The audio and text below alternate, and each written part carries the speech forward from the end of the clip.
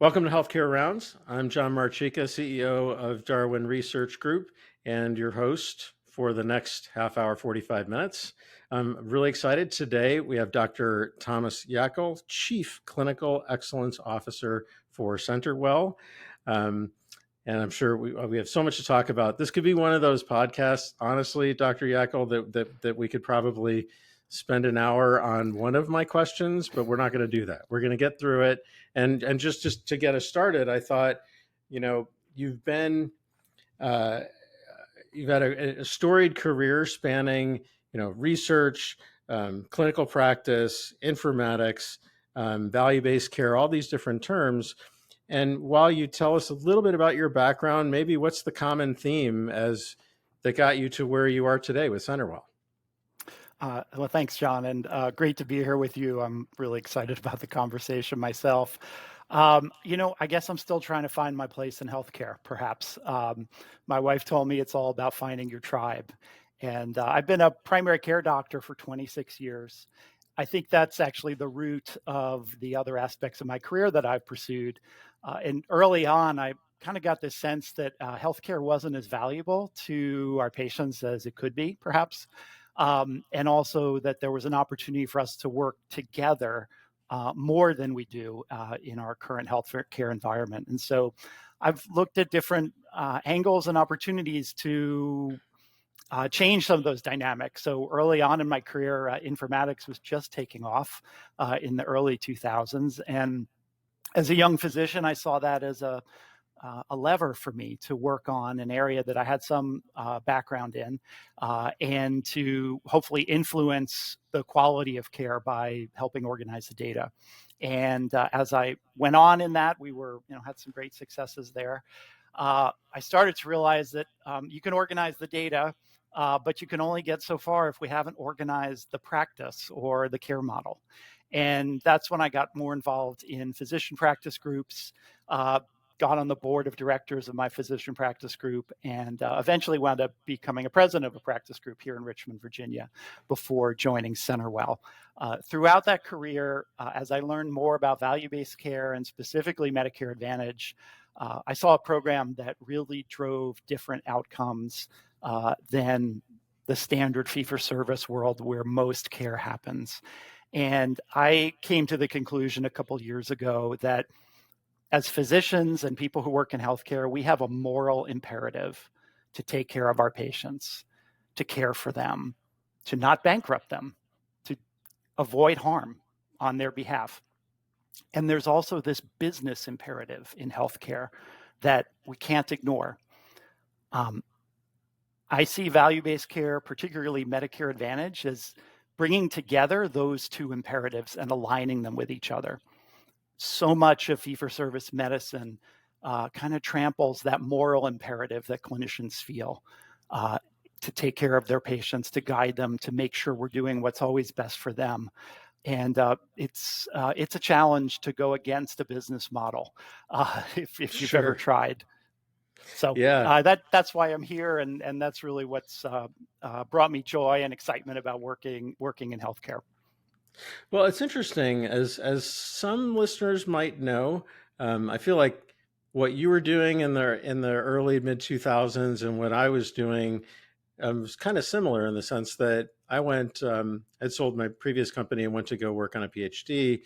And if you think about that sort of mid 2000s timeframe, when we were looking at value-based care models and really, trying to understand how to deliver more value out of care in our doctoral seminars. It was kind of cutting edge at that point. And now, today, I almost feel like that term is so overused, right? It just seems like, and maybe not a lot of understanding around it. So I'm excited to talk about your journey today and maybe get us started with CenterWell.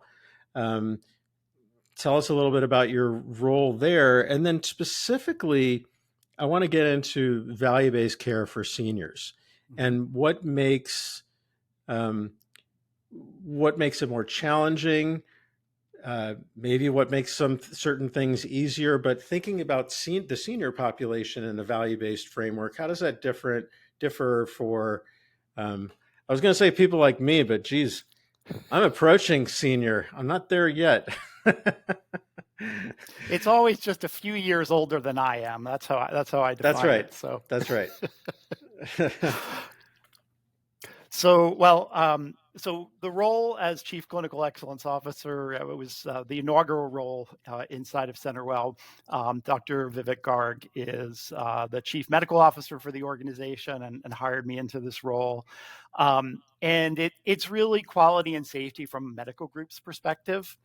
CenterWell's the largest senior focused medical group in the country. We also have a sister brand that's part of that, Conviva Health Systems, particularly in Florida, some parts of Texas in the West. Over 400,000 patients and over 1 million visits a year, but spread out in over 350 small locations, typically located in a shopping mall. Not exactly the place where people build primary care centers these days. Certainly large health systems, I think, are often choosing locations based on what they call managing their payer mix. And the incentives in the Medicare Advantage space are different for us. And it really causes us to, move into a location that typically has like a dollar store nearby and maybe a supermarket, but not a Publix, maybe a Kroger or a Food Lion or something like that. And, that's where the need for this kind of care is greatest, in areas that are, something of primary care deserts. So it's an exciting maybe a opportunity slight food desert too, kind of as you well, point yeah, out. I mean, Maybe. a big part of what we're working on and trying to influence are these social determinants of health, right? So it's everything like your zip code and what kind of education you've had access to and what kind of fresh food you have, and is Sure. your location walkable, or all those things influence health probably more than we as clinicians might admit to ourselves. And so we have that opportunity in this model because we are like what Don Berwick calls the integrator, right? There has to be somebody that owns the entire outcome on behalf of the patient and connects the pieces so things don't fall through the cracks. So we can have the greatest care plan in the world, but if somebody's got COPD and they don't have an air conditioner when the temperature's 110 degrees in Phoenix, we may not be able to deliver optimal care. And in our model, we can work to make sure that people have those kind of prerequisites for taking advantage of all that modern medicine has to offer these days. So you think of yourself, or your organization rather, as being that ultimately the one responsible, or do you think of it as, pushing it off on like CMS with Medicare Advantage? Who owns it? Do you have that sense of ownership at CenterWell? We own it. So we see we're open to all patients who have Medicare, and that includes patients who are dual eligible with Medicaid. It's not just seniors, right? More than seniors have Medicare. You may have it because of Social Security insurance or because you're on long-term dialysis, but most people have it because they're over age 65. And in our model, we contract with Medicare Advantage plans, so like Humana, or United or Cigna or all the others. We also have an ACO, so we accept patients who have traditional fee-for-service Medicare. But in all those cases, we're financially obligated. So we're the entity that has the financial risk in those cases where we're working with a Medicare Advantage plan, and in an ACO, to the extent that CMS allows us to accept that risk on behalf of the patient. So I think from a business perspective, we function as the integrator, as Don Berwick intended. And I see how that plays out in the business decisions that we make. It's kind of a dream come true as a quality and safety officer, because what things do we do for our seniors that improve their quality and outcomes that don't help us from a business perspective? Most of healthcare as you get older is avoiding the things that are very expensive that may not bring you as much value, Right. and doubling down on the things that are the more simple things but bring the most amount of value. So, things like vaccinations and screening and those bring immense value to patients. They're also not that expensive, so they bring value to us. But they don't bring value in a fee-for-service world, so they can become less available and more scarce. So I think we're right in that space of being able to, really meet that triple aim, right? Which is helping populations, delivering on the total cost of care, so we can actually make care affordable and make sure people get the things they need, while improving outcomes and the experience for the individuals involved, including patients, families, communities, and even the providers that are working in healthcare, because I think they experience that tension with their moral imperative and the business imperative when those things aren't aligned. So I'm going to ask you, I think is going to be a difficult question, but it might be a ridiculous question, but I'm going to ask it anyway. Okay. When I look at your model and I think about, you mentioned Humana, Medicare Advantage, CenterWell, you have a PBM as part of CenterWell. How is this different from the old school IPA model, HMO, when you have a physician group and you have capitation, likely, and how is what you're doing now different from what was happening in 1992? Well, I mean, John, it is following those principles, right? The 90s were a really interesting time for managed care. Um, I think the intention to do the right thing was present, but the tools that people had to manage it, right, the business end, I think were very crude. And what happened was, yes, when physician groups accept financial risk for their patients, right, there can be some amazingly good things that happen and a lot of waste that gets cleared out. But if you don't structure that correctly, physicians aren't exactly skilled in being actuaries or managing large amounts of financial risk. Sure. And I just sense the industry didn't know how to make that work, right? How do you put the guardrails around it so you don't get all of these unintended outcomes? I'll give you an example today. So, we're this large group of primary care providers, but we often have to contract with specialty groups, with hospitals, with others who are working in mostly a fee-for-service world.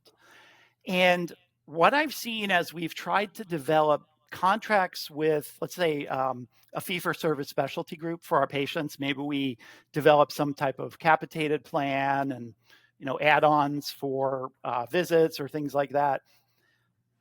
The tighter the screws get turned on that model, Mm-hmm. right? Like, you can only push so far before the business person running that specialty clinic says, okay, so we're getting a per member per month for CenterWell's patients. I guess if we don't see them and we fill our appointment slots with fee-for-service patients, Right. we can make more money, right? So, Right. like, that's just a simple example, but it's really hard to do this well. When you're managing two totally different business models, it makes the care models very difficult to align. So, to your point, I think we're doing exactly what people were trying to do in the 70s when HMOs got created, what Kaiser's been trying to do for 50 years or more, what people were trying to figure out in the early days of managed care and in the 90s, and then we learned lessons about things that could go wrong there, right? We kind of retreated, then it comes back again. I think we're all trying to figure it out and develop models that are both incremental and maybe a little bit revolutionary, pushing the boundaries. But if we go too far and we can't bring everybody else along with us, I think you can see unintended consequences, and the model, may not be able to support too much pressure beyond what it can handle. I hear what you're saying. In fact, in that early that time frame in managed care, I was actually at Abbott, working at Abbott in at the time in a relatively new managed care group. My question is, before we started recording, you had mentioned a paper, how much of this shift, shall we say, happened from that IOM report, happened from, the concepts of, the triple aim, and really trying to shift people's thinking in the early 2000s and 2010 timeframe. How much of, how much do we owe to that, I guess is the question, that shift in thinking, if fundamentally, structurally, you're not doing things that are all that different today than 20, 30 years ago? To your point, better technology, but how much of it can you ascribe to triple aim and the IOM report? Well, I think that really was the birth in the early 2000s of certainly the Medicare Advantage program as we know it today. And so I think your question's interesting because on the one hand, I think what you're pointing out is like, this stuff isn't that hard to understand, right? Like, Right. makes Sure. sense. Like, it's easy. Like, yeah, like, why would you want to make healthcare more expensive? Why would you Right. not want your patients to have great outcomes, right? I mean, why don't you want doctors to be happy where they work? Why don't you want to look after populations? Everybody does. Sure. It's not about knowing the things to do. It's figuring out how to do them in an environment where basically, most things are set up against you to perform those things well. So I think the most significant tool that we have today that's allowed organizations like CenterWell to, become the largest senior-focused medical group in the country are the underpinnings of how the Medicare Advantage plan works. So early on, Medicare realized that they needed to solve for the problem of cherry picking. You remember that, right? Mm-hmm. It's like, sure. we're going to put up a booth in front of the YMCA, and we're going to try to get all the seniors who are exercising onto our plan. Right. Well, why is that? Because they're not the folks in wheelchairs with 5 chronic conditions that can barely walk to the fridge and, are probably suffering mental health issues because of that too, right? Why? Because they were paid a per member per month. And in order to avoid that, right, Congress instructed CMS to create a risk model at the individual patient level. And what that did was it turned the whole concept of cherry picking sort of upside down. So it's a little bit of a crude way to think about it, cherry picking, right? But in the model that we have, where is the financial advantage for our organization? It's not the people that are going to the Y that don't have any chronic medical problems, right? It's the places where they're deserts of care, where people have 2, 3, 4 problems, plus a bunch of social determinants that make it really hard for them to get the right care. Because Medicare Advantage is adjusted at a patient level, right? The business model is not to go after healthy people. It's to find those folks that are the sickest and have the most to gain by getting engaged with a healthcare model that works for them. That's very different from fee-for-service. And, it's also different from the HMO days, because the challenge with an HMO, let's say Kaiser's been doing what we're doing, right? There's nothing new to them. Right. Well, if their model's so great, why are there other healthcare systems still in this country, right? They've been around for a long time. And I think their biggest challenge, other than being huge, which creates its own issues with nimbleness, is that it's a very capital intensive model. Like, how does Kaiser move into a new area? Well, they kind of need doctors and they kind of need a hospital. But when they move into a new area, they have neither of those things. So how are they going to get patients to sign up if they don't have any care, right? That's very difficult. Our model is much less capital intensive, and that's what allows us to build out and scale. It's because we're focusing on primary care, which, at some level you could argue is the lowest cost thing you could do in healthcare, right? Is to open a primary care clinic. Primary care physicians and APPs get paid less than specialists. You don't have a lot of equipment for doing procedures and other things. It's relatively low capital. And the exciting thing about that is it means you can build at scale very quickly. However, you're not going to make money doing that unless you're in a risk-bearing model. Because if you look at what MGMA says about employed physicians, which is 75% of physicians these days are employed, mostly by large health systems. Primary care physicians lose $250,000 a year on average for the health systems they work for. And specialists lose more than that because they get paid more, $450,000 a year. So that business model creates hospital care, right? And it discourages much care happening in an outpatient setting, especially in primary care.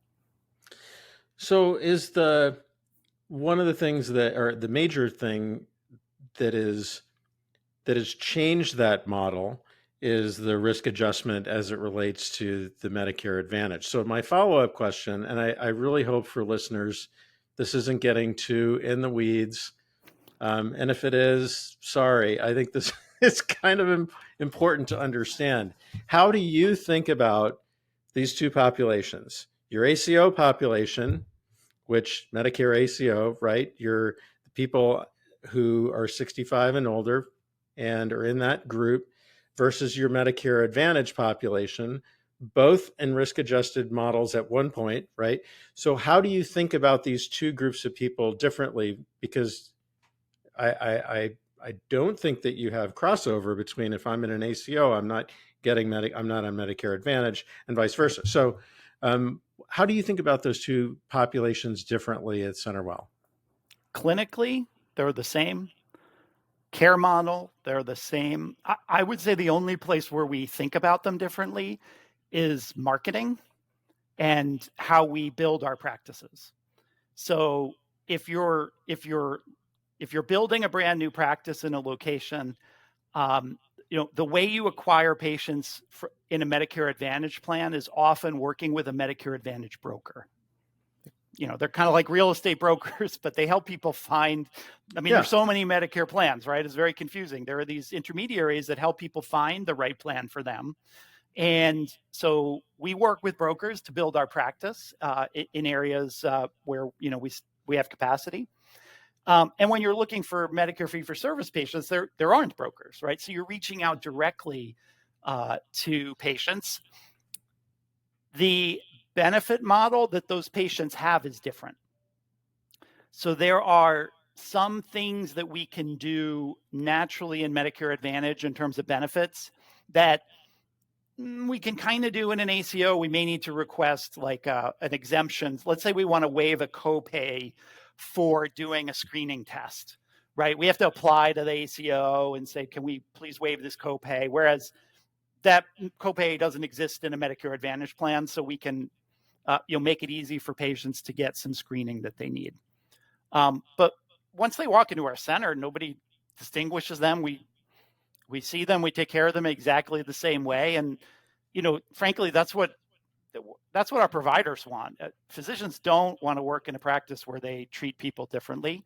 And in fact, we just did an AHRQ survey, our first one on the culture of safety. And one of our top scoring questions is that we treat people the same, that care at this organization is equitable, and that's reinforced from the leadership.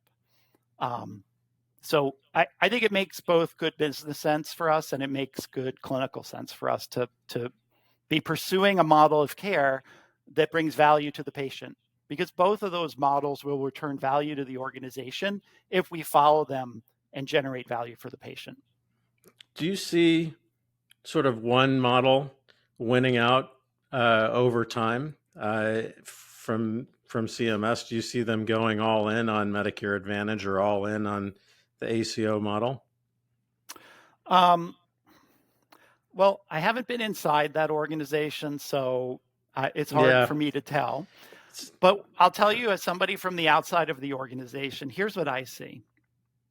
Hospitals do not make money on Medicare. They lose money on every Medicare patient. If there's a hospital that makes money on Medicare, they must have an amazing cost structure. Almost none of them do. So what is CMS telling hospitals and providers if they don't pay them enough to cover their costs? Keep them out of the hospital. But the hospital only makes money if they're in the hospital. Right. But you can't make up a loss with volume. Right. Right. So what hospitals do is this little bit of arbitrage. It's like, well, we got empty beds and it's a fixed cost. So having somebody in them is better. Like flying an airplane with, people that paid less than it cost to fly the airplane makes sense if you got enough people in Of business course. class to generate. Right. So Right. it's kind of what healthcare is like. You look for people with contracts from commercial insurers that pay better than Medicare, which every commercial insurer pays better than Medicare. That they can make money on. In some states, Medicaid is lucrative, particularly states like Virginia. It actually pays better than Medicare because of some of the expansion. And so if there is no viable business model for Medicare fee-for-service care for hospitals or for doctors in private practice, what is Medicare telling us, right? And we treat primary care like a business. It is a business. We are a for-profit company. We get funding from the street and from external funders. And I am very proud of that. I think primary care should be run like a business. Like if we're not making money, we shouldn't be opening primary care centers, right? And we should be opening primary care centers until people don't need any more primary care. And that's when the market for primary care, new primary care offices should dry up. That's supply and demand, but that's not the model we're in. In my regular practice before I joined CenterWell in Virginia, I had people that waited 1.5 years to get into my practice to see a primary care doctor. Wow. We run primary care in this country like a charity. We do it until we just don't have any more money left to pay for any more primary care. Instead of like a business where it grows based on the demand and the value that it's creating. And that, I think, is the biggest problem that we face in healthcare today, is that being a doctor is not economically viable anymore. You have to be part of a health system so that they can generate technical fees based on capital investments, right? The OR, the MRI machine, the blood analyzer, the treadmill. Right. That's where all the margin, that and medications, right? That's where all the margin comes from. And so you're a physician, you're a loss leader for your large health system on average, right? And what does that mean? What model of primary care will develop in a model where the thing that you're really doing is moving people into specialty care where they're most likely to have a MRI or need a surgery or order that expensive test?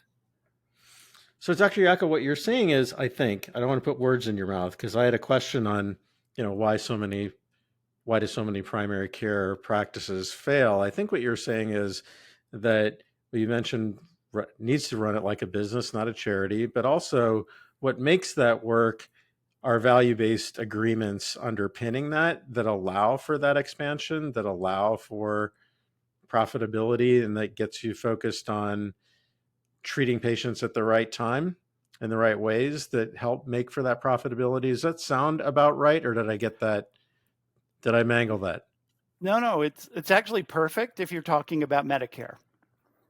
Yes. Again, because Medicare doesn't pay hospitals enough to take care of patients, and they don't pay doctors enough to take care of patients.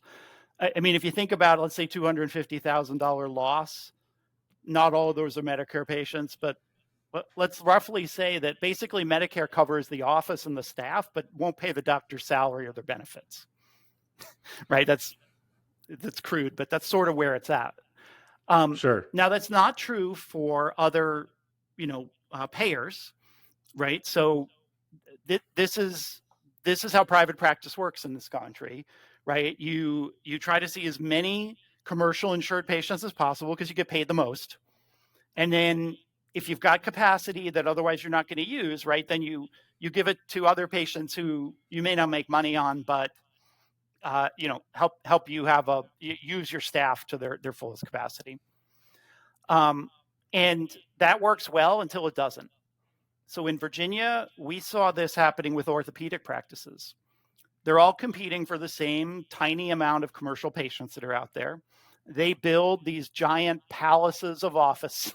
They're gorgeous. There's marble everywhere. There's Yeah. music playing. And that works until they can't make payroll. And they can't make payroll once their volume of commercial patients falls below a certain level, a certain percentage. It's probably somewhere around, they need at least 30%, maybe 40% commercial patients to pay for all that office.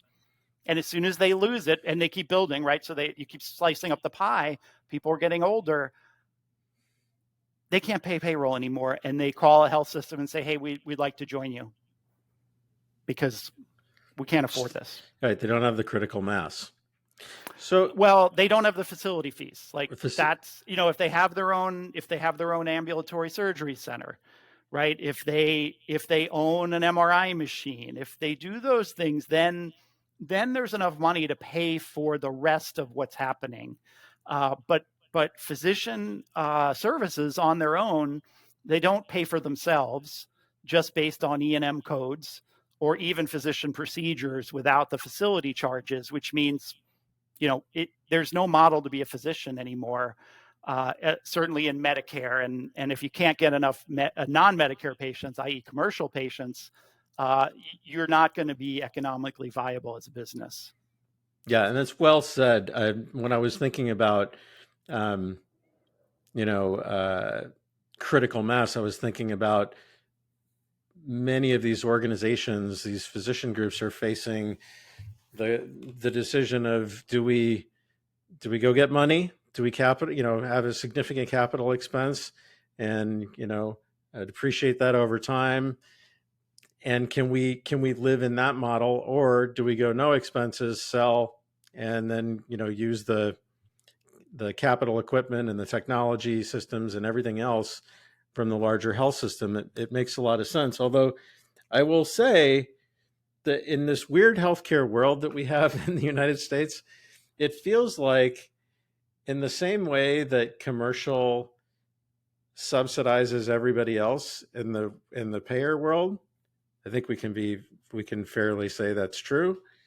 You could say the same thing about pharmaceuticals and drug prices and expenses in this country, in the sense that pharma will say the U.S. subsidizes the rest of the world, right? I mean, because higher prices, and I don't want to get into the reasons why. That's not the point of this conversation. Yeah, but it's another example of cost shifting, right? It's another example of cost. Common. Exactly. We see it all the time.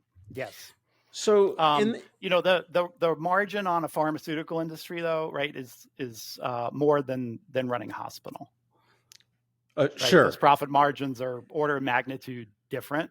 So it's the same concept, right? But it's that default line is much closer for people running provider organizations, I think, than where it happens to be for large pharma, large device manufacturers, just based on the margins. Sure, that makes sense. So in the value-based care world, just to kind of wrap things up, I'm going to ask you now, by the way, if we can have a second session to get into clinical informatics, because we're going to run out of time, and we've been talking value-based care. And I think this is important. So hopefully at some point we can do the second part and getting into the tools and informatics and AI and all of that. Sure, so be happy to. I'm asking for that for now. But where do you look when we're thinking about, like, the quality, experience, costs?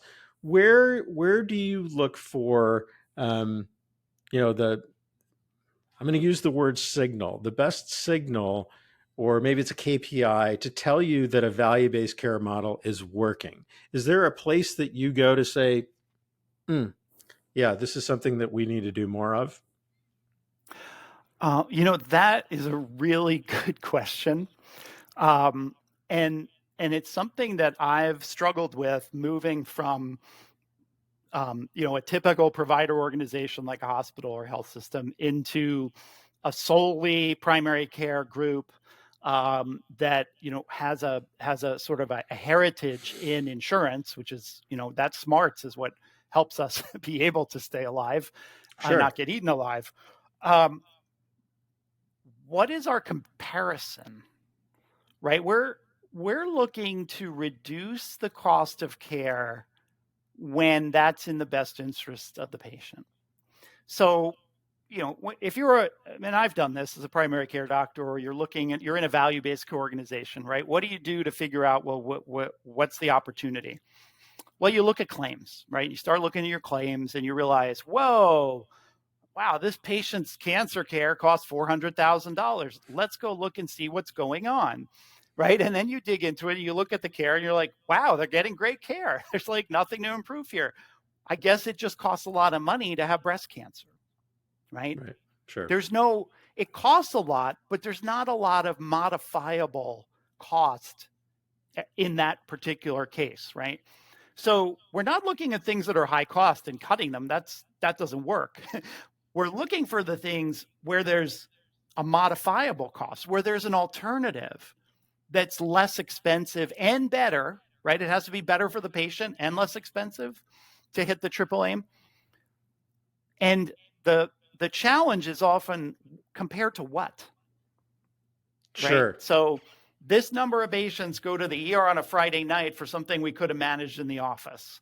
Well, like how many of them could we really manage in the office, right? Like what is that amount? What's the scale of that? And how aggressively can we go after it? So, at some level, that's like a business and an analytics problem, right? Is to figure out, well, like how big is your market, right? And then how much investment do you put in to get out what you think is the opportunity there? And that's harder, I think, than I wish it were. I wish we had better ways of figuring out, well, here's what this patient's total cost of care is. Here's a patient just like that patient that's in a different care model, right? And could we lift and shift the care model to help that other patient have, a better experience, less time and spent in the emergency room, and have better outcomes in terms of quality experience and total cost of care?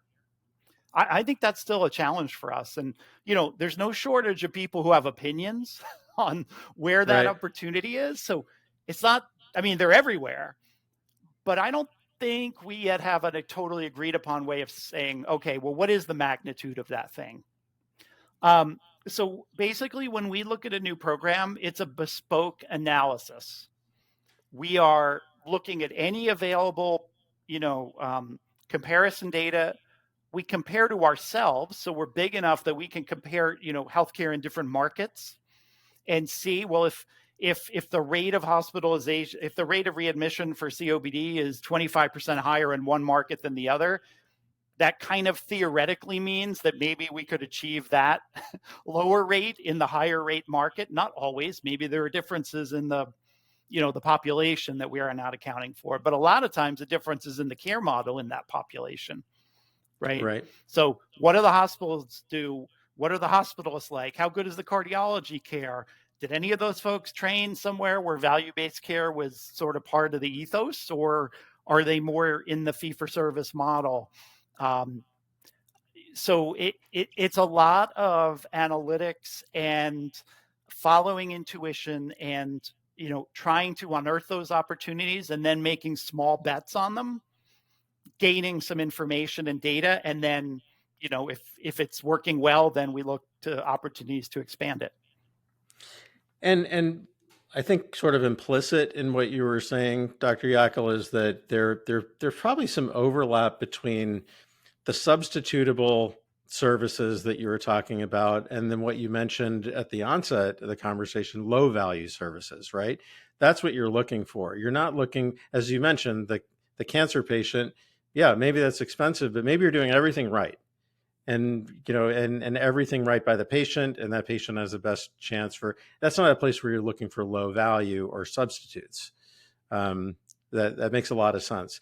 I want to thank you for spending time with us today, Dr. Yackel. Research has shown that if you do 2-hour podcasts, unless you're Joe Rogan, you can't sustain that. So we're going to have to pick this up in a future conversation and talk more about clinical informatics and decision support as it relates to value-based care. But I want to thank you again. This has been really interesting conversation. I look forward to continuing the talk at a future time. Well, John, I'm glad to have found a member of my tribe and someone that still speaks about value-based care, even though, as you said, it all started a couple decades ago. Sure. Great talking to you, and happy to join you in conversation anytime. Great. Thanks again. Well, that'll do it for another episode of Healthcare Rounds. Please make sure to rate, review, and subscribe wherever you get your podcasts. I'm John Marchica, CEO of Darwin Research Group, and we'll see you next round.